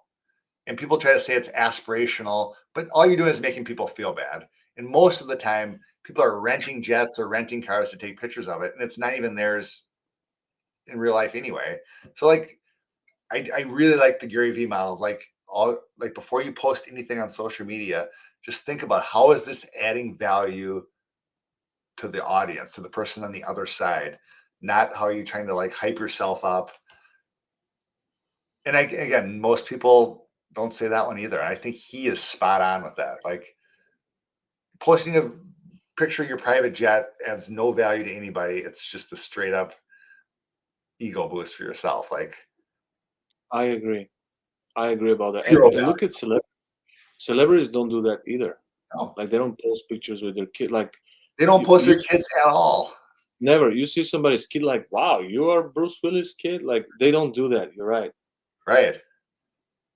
Unless Even you want random people that you've never met to come up to you in the airport and start talking to your kids by their name. Like that would be and you creepy know how as many heck. times my profile has been hacked with some, Oh, me too. and then they will literally take my pictures with my kids. They attack those pictures right away. And Yeah. Because they're easy likes and shares. And like I've had my Instagram hacked. I got rid of Instagram because it got hacked so many times or replicated. Like they'd like recreate it with my exact posts and all the text and all the pictures and videos. It became such a hassle to like tell people this isn't really me or right. take it down. Like I just got rid of it. And frankly, and I mean, other than just adding brand and value, or not brand, but adding brand and exposing like Instagram for my business, it's not worth the time and effort. So I totally got rid of it. This is a very good takeaway for me. Yeah. I've got 2 major takeaways. I just love watching you play basketball, was the first. That is a real good one. And the second is never post your kids again. Even my I don't wife. want to be. I don't want to be preachy. That's just my own. You're not preachy, but I agree with you. I just. I think there's going to be a shift back the other way where people are much more private. And I'm very much, as far as social media goes, like a creator, not a consumer. Like I don't sit and look at social media at all. I just like create my stuff and put it out there, and it's all business. I put personal like interests out there, but like I don't sit and look at it. Like, who has time to do that if you're running a business and living your life? Like live your life and like go to your kids' game and go out to eat and have vacations, but you don't need to take pictures of it and share it to the world. It Yeah. actually did happen. Even if you don't post a picture of it, you did experience it. It's maybe it's a generational thing. Maybe I sound like an old man. I don't know. I think we're so obsessed with like documenting everything, and we lose the value of now. The other day, I don't remember where we were, my wife and I was like, "Do you realize this is the first time I am not recording and I'm just being present in the moment? Didn't take any pictures. I don't remember where we were. It was some type of experience, and I was like, that was so much fun, just being in it, Uh-huh. experiencing versus, oh, I gotta take a picture. I gotta record this because the value, like I have terabytes of pictures that I'll never see again. Right. I know. Like they're just being stored for what purpose? Like life Yeah. goes on. I feel like back in the day when we were growing up and we had like 5 pictures of our childhood, you really appreciate those pictures. They're like very Yeah. significant. I Now we know. have 5 million and we never look at them. I know. Yeah. Like I said, we were having this family reunion this weekend, and like my aunt, who's 92, had a bunch of like photo albums out. Like, so I actually didn't get to see them because I was chatting with people, but people are flipping through the photo albums, and like people, like when you had pictures like that, people actually look at them and you go through the albums. And like you said, people have terabytes of photos that never get seen again. They're just sitting on a I server know. somewhere. And it's overwhelming, like going to organize them all. You're like, no Yeah. way. I'm not going through all this data. I It's know. insane. Right. But again, the intention of these social media platforms is not necessarily good. We already know that. The way they control things and the way they shift people's direction of what to think and what to believe. And we experienced it during COVID. Like if you post Oh, something, question something, you get marked, you get your post is taken down. So yeah. we know that they don't have like, oh yeah, we're all about protecting you, not really. So this is a good wake up call for me because my wife and I have had this debate, and she doesn't like. She's like, you got to put everything our person. Don't put our personal life on social. And she's right. She's right. We got to leave a little mystery. It's like for Yeah. people, you have a close circle of friends that know you more intimately, and they know your kids, and they Yeah. know everybody, versus the whole world knowing who you are. And I think that people just want to live life of celebrities. I know. Social media gives you that uh, experience of just being exposed, and Yeah. the But these Kardashians. I know. And you hear like the real celebrities, and it's in movies like portraying celebrities. Like that is the biggest downfall of celebrity is I mean they can't leave their house without being mobbed with people, and there's no privacy, and like why would you purposely do that to yourself when you don't need to? Right. And that's, you know, there is a good, not being recognized is a huge privilege. Being anonymous, going to have experiences with life. Yeah. Most celebrities would trade their fame for just being able to, I know European soccer players, they don't get recognized in the United States. They love United States because they can go to any Right. bar, any Right. restaurant, and nobody knows who they are. Yeah. And you're like, wow, we love United States. Like Messi is pretty famous, but if he goes somewhere in Iowa, I know, right? You're right. Yeah, You're like, who the hell is this dude? You know, I and know. he will be like, wow, I don't have to give autographs, and I don't need Yeah, my security here. I can just walk in this zoo and just enjoy life.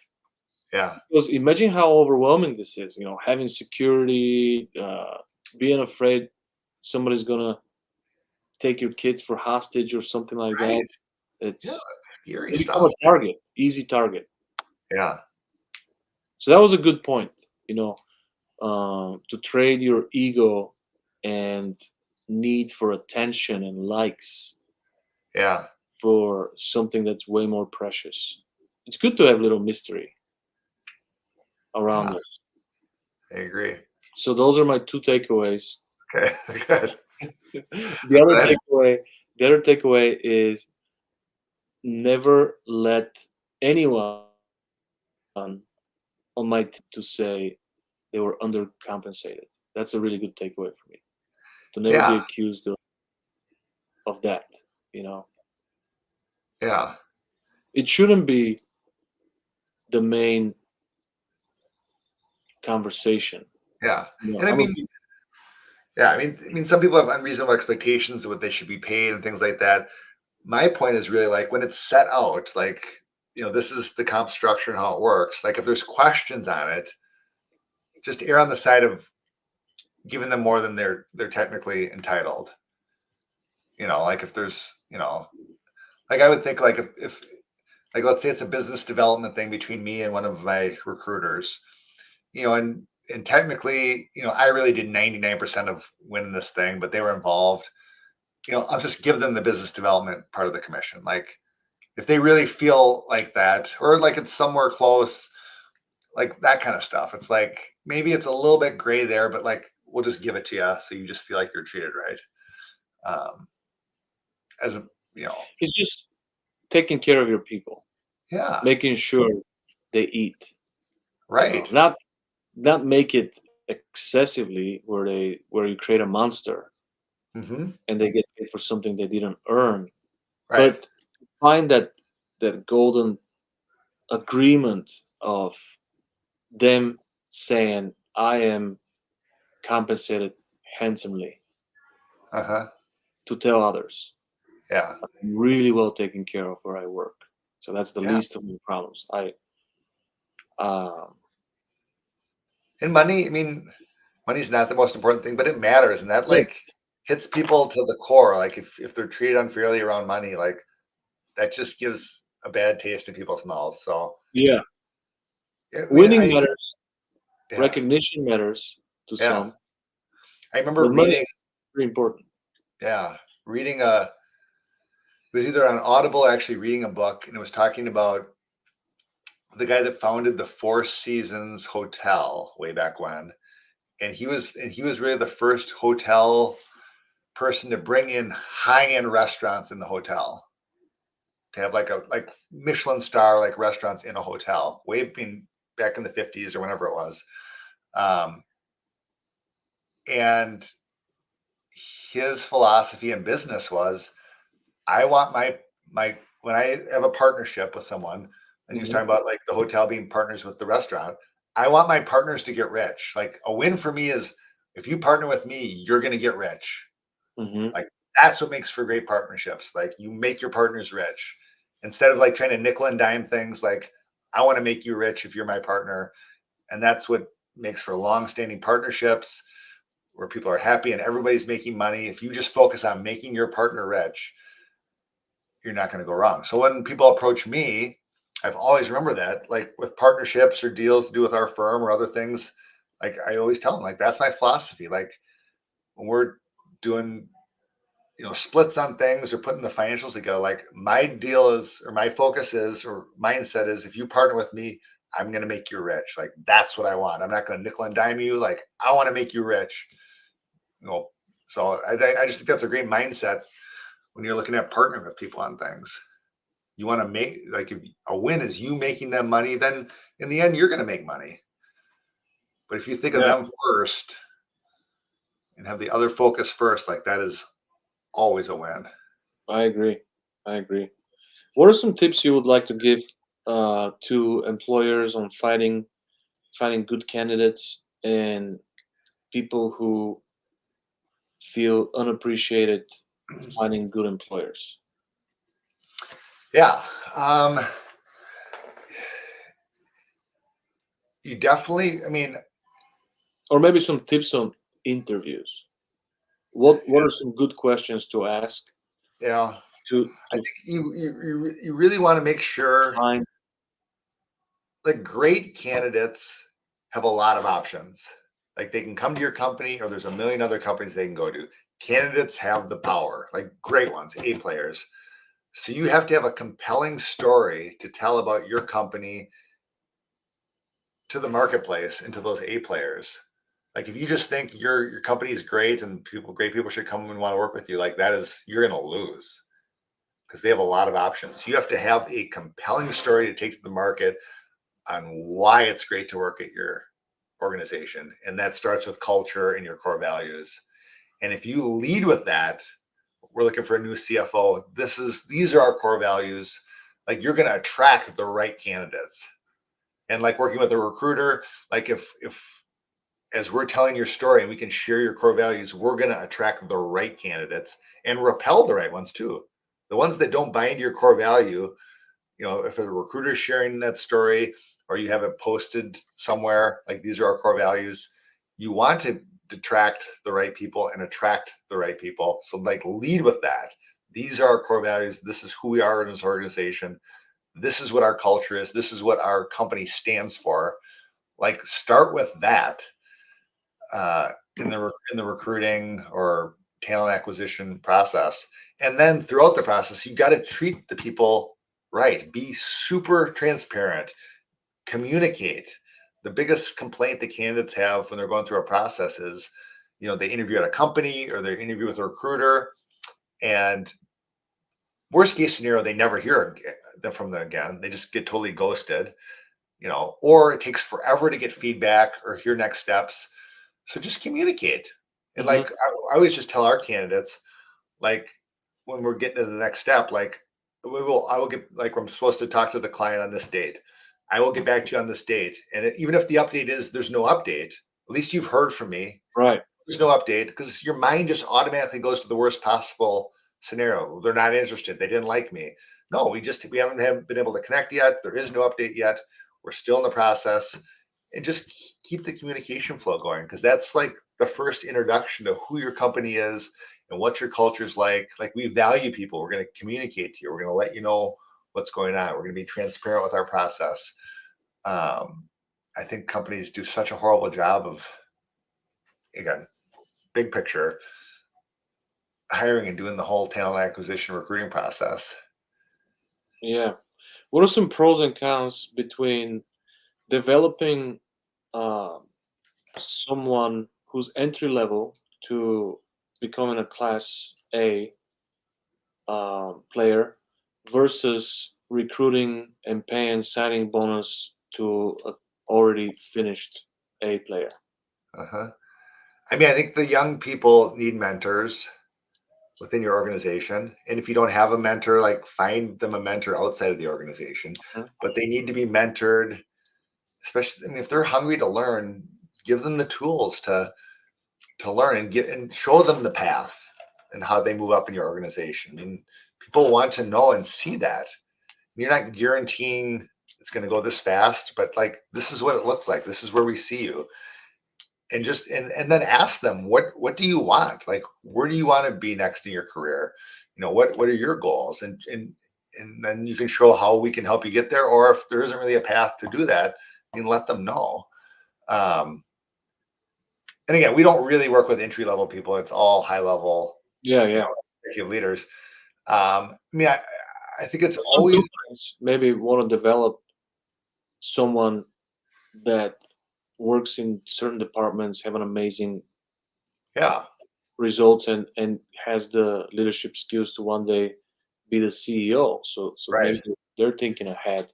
Yeah. I mean, What it's would be- always great to have succession plans within your organization for different departments or career plans because the best people, have the best CEOs have worked in all the different departments, and they Mhm. understand all the aspects of business and how things work. And they're totally bought into your culture and core values and your brand. And if you can bring them up into the C-suite, I mean, that's ideal. Right. Um, but if that's not there, that's when you engage a firm like us or another executive recruitment firm to find someone from the outside to come in. Um, but if you can do homegrown talent, that's always the best. Yeah. But you also have to be realistic. Like, even if you might have a great internal candidate, but they just don't have the skill set to be a CFO or to be a CEO or a chief operating officer. Like, they might be a great number two in one of those departments, but you have to be realistic. Like, does this person really have the aptitude to lead our company or lead our financial function or our operations or our technology? Because there's a lot of great like technologists, brilliant people, but they can't be the chief technology officer because they don't have the communication skills to deal Yeah. with like the board and the C-suite and all the technology people. Like that's a real skill set to be able to bridge both of those and have the communication skills, the social aptitude, the EQ to do that stuff. So you have to be look at the world as it is, um, and not be unrealistic. I agree. In closing, what are your personal core values and your company core values? Yeah. So company core values: lead with authenticity, act with integrity. That's number one. Pursue excellence, exceed expectations is number two. Number three is growth mindset, focused determination. And number four is pioneer with passion, make an impact. So those are our four core values on our website. And then we have more explanations of what all those mean. But Those are more like 8, but you compacted it into 4. yeah, they're kind of like compound Keep it things. simple. Yeah. Um, but we are an organization of growth and innovation, and we're trying to transform the recruiting and the executive search landscape and the industry. And we want people that have that growth mindset and people that can work together. And we're just very team focused, not like Mhm. me focused. And we do, like we talk about in Arte and in EOS, we're an EOS or traction company. I mean, we hire by our core values, we train up by our core values, we fire by our core values, we run the business based on the core values. And it really helps you crystallize things and makes decisions a lot easier, um, to run your business based on your core values. It just having that focus makes things a lot better. And I would say as like a big overall thing for me personally, I am um, practically optimistic. Like I am totally optimistic and super positive, but also practical and can like see the world as it is, not Yeah. delusional. But I do choose to see the positive in every situation, um, and just kind of have that thought of like the idea that you have like 100 units of thought you can have in a day. So I want to pack those all with positive growth things and don't let negatives fit into those 100 things that I focus on. So really don't spend a lot of time watching the news or dinking around on social media or just all these places that you can have negative influences. I just want to feed my mind with books and podcasts and audibles and just information that is positive and growth and learning, and because you just have a finite amount of attention, and Yeah, I want your attention to be focused, and then that compounds on itself. it does. And I really believe on that, and that's why I talk about not thinking about back when I was in the crib, or or if you have a bad experience, like focus on it, learn the lesson, and move on, but don't keep going back to that negative thing over and over and over again. I just I, That's the I just key. I just don't, like, I've learned the lesson, and let's focus on today and tomorrow, and I don't know, and have fun. I mean, don't take yourself so serious. I mean, it's like let's have fun while we're working or living life and enjoy the process. And I mean, being an entrepreneur, running a business is enough of a grind and like the Jerry Maguire thing, like an up and down, pride swallowing siege. I mean, let's have fun while we're in the trenches and working and living our lives. Otherwise, what's the point of doing all this and building companies and wealth and influence if you're not enjoying it and Yeah, getting fulfillment? And you're right. yeah. Who's coming with me? Yeah. Right. Show me the money. Yeah. That's a good movie. That's good. It's funny because this kid now looks older than Tom Cruise. The blonde kid. Oh yeah. Yeah, if you see pictures, it's like Oh yeah. Right. bald. And you see Tom Cruise. Yeah, I That's know. the secret. But hey, Kip, it's such a great pleasure to have you. We can talk for hours and hours and I hours. know. This is super fun. Thank you.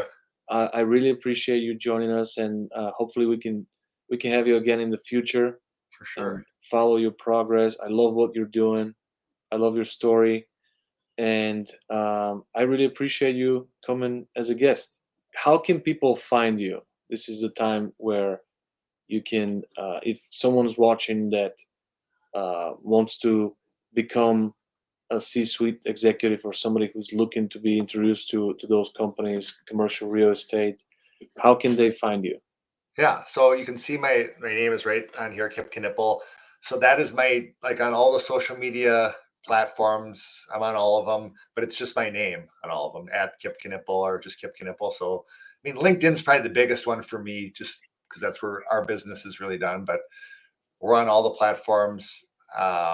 Kip Search. So it's just my name here. Search is our business, and kipsearch.com. So if you Google either one of those, you can, find all our stuff. But socials, I have my own podcast called The Capitalist Culture. Uh, it all links together. But yeah, this has been an honor. Super fun being with you here. Thank you. Thank you. I see Bitcoin and Ethereum in the Yeah, back there. well, a lot of crypto. I'm really trying to position us, among other things, to be the number one executive recruiting firm in Web3 and blockchain and crypto and Mm, AI. good. Partly just I'm super interested, but I mean that is the future. So we want to be right there. Today's is good. I think it's at 67. Right. And again, it's the long term. Like, everyone's looking at the ups and downs every day. It's like, just where is it going to be? I mean, where is Bitcoin going to be? $1 million on Bitcoin, $100,000. I mean, I don't know what it is. 2036, 2037, like 99.99% of all Bitcoin will already be mined. So for the rest of time, there'll be just a fraction of Bitcoins created. So like, the value is it's there, and it's gonna go through the roof. Again, not financial advice. This is my belief, but long term, not buying and selling. Like, I will never sell my Bitcoin ever. Anyway, that's just me. I sold a little bit, but no more. I just had to cash out. It was so good. But anyways, thank you so much. We'll stay in touch, and Yes. hopefully we can see you again. Appreciate you, brother. All right. Thank you. I really appreciate it. So much fun.